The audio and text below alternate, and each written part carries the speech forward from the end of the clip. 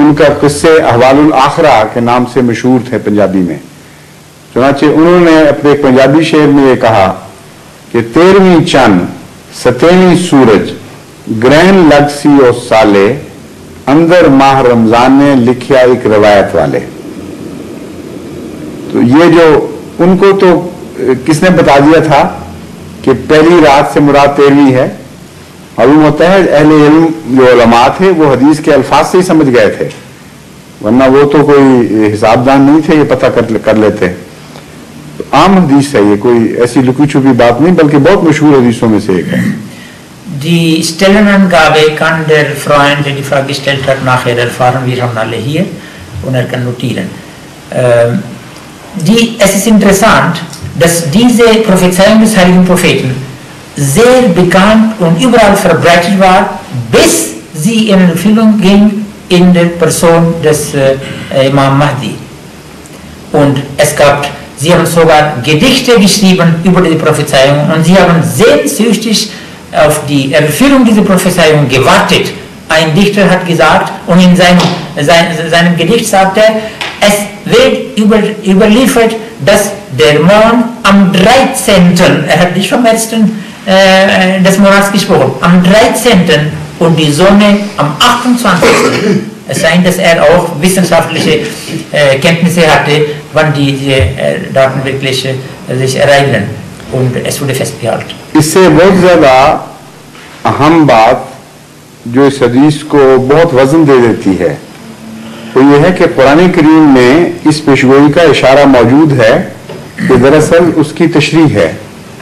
चुनांचे कुरान करीम में अल्लाह ताला फरमाता है इज़ा बरक़ल बसरो व खसफ़ल क़मरो व जुमिअ शम्स वल क़मर, कि वो वक्त याद करो जबकि नजर चुंधिया जाएगी, ऐसा रोशन निशान जाहिर होगा कि आंखें चुंधिया जाएंगी उस निशान से।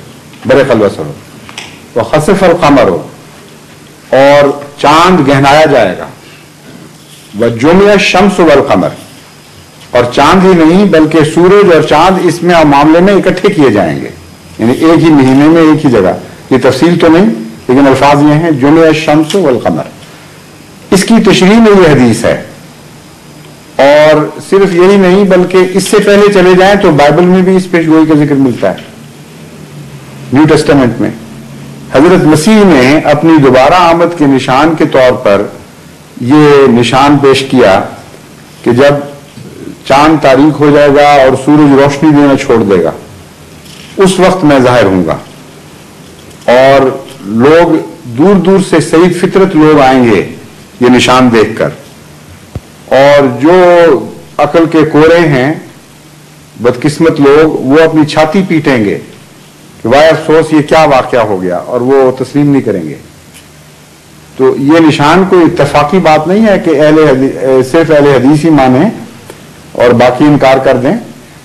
ये तो कुरान में जड़ें रखता है अपनी, उससे भी पहले हजरत मसीह की पेशगोई में भी इसका जिक्र मौजूद है। Ein anderer Aspekt, dass dieser Prophezeiung Gewicht verleiht, ist die Tatsache, dass auch der Koran einen Hinweis darüber liefert. In einer Surah sagt Gott von einem Tag, wenn die Menschen nicht mehr werden gut richtig sehen können, und dass, wenn die Sonne und Mond werden vereinigt, also das heißt, die werden etwas erfahren, was man kann sagen, das ist die Vereinigung der beiden Himmelskörper. Und das ist etwas, was die Hadith, der Traditionsspruch vom Heiligen Propheten ist nur eine Erläuterung und eine Erklärung. Nicht nur das, sondern in der Bibel steht auch, dass bei der zweiten Ankunft von Jesu solche Ereignisse da sein werden. Okay. Yeah. Any other question, please? Yes, please. Ich werde nun eine Frage stellen. Zuerst möchte ich sagen, dass ich diese Frage als ein Nicht-Ahmedi-Muslim stelle. Yes. Ich bin nicht Ahmedi-Muslim. Please repeat, Kevin. Ja. Ich werde nun eine Frage stellen und deswegen will ich vorher einiges dazu einleiten. Ich bin erstens nicht Ahmedi-Muslim aber ich bin einer, der die Ahmadi-Muslim lieber hat als die andere Muslim. Zweitens, ich bin einer, der die Muslimen sehr gern hat. Ich bin selber in Kleinasien, in der Türkei, aufgewachsen. Ich kenne die muslimische Verhältnisse sehr gut und ich habe diese Leute sehr gern, obwohl ich überzeugt bin, dass mindestens 80% dieser Leute den wahren Islam nicht kennen, die Grundsätze des Islams nicht in ihr Leben richtig einbauen, einsetzen, nicht einen echten Charakter hochkommen lassen, den man von einem echten Muslim erwarten sollte. Vor diesem Hintergrund scheint mir heutzutage wichtigste zu sein, dass in Pakistan Vorfälle vorkommen gegenüber den Ahmadi-Muslims, die man nicht nur islamisch, nicht einmal als menschlich betrachten kann. Meine Betrachtung als einfacher Muslim und als ein Laie ist so einfach. Ich will die Frage deswegen als Laie einfach stellen und möchte ich auch gern die Antwort in der Sprache eines Laien haben, damit wir es alle verstehen können, kurz und bündig.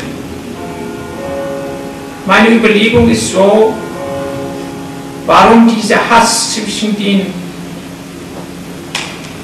Ahmadi-Muslims und den anderen Muslimen vorkommt.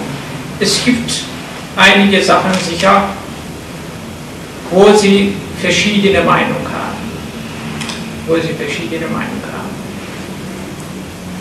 Wenn man all diese Sachen gut kennen würde, nach gesundem menschlichem Verstand, wäre die Lösung des Problems so, dass man über diese Probleme nachdenken sollte. Was ein Problem hervorbringt, was sind die Sachen, die die Ahmadi-Muslims von den anderen Muslimen auseinanderdrückt. Nehmen wir an, bei all diesen Gründen wären die anderen Muslimen schuld daran, weil die den Koran nicht richtig auslegen können, weil die verschiedene arabische Sitten von den islamischen Standpunkten nicht unterscheiden können. Nehmen wir an, kurz gesagt, die anderen Muslime sind bei allen Punkten schuld daran, dass ein Missverständnis besteht.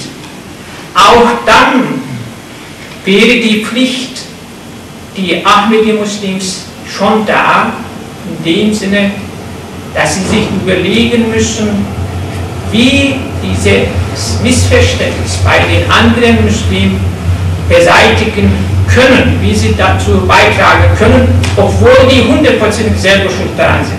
Man kann nicht sagen, du bist dumm, du verstehst die Sache nicht, ich habe mit dir nichts zu tun.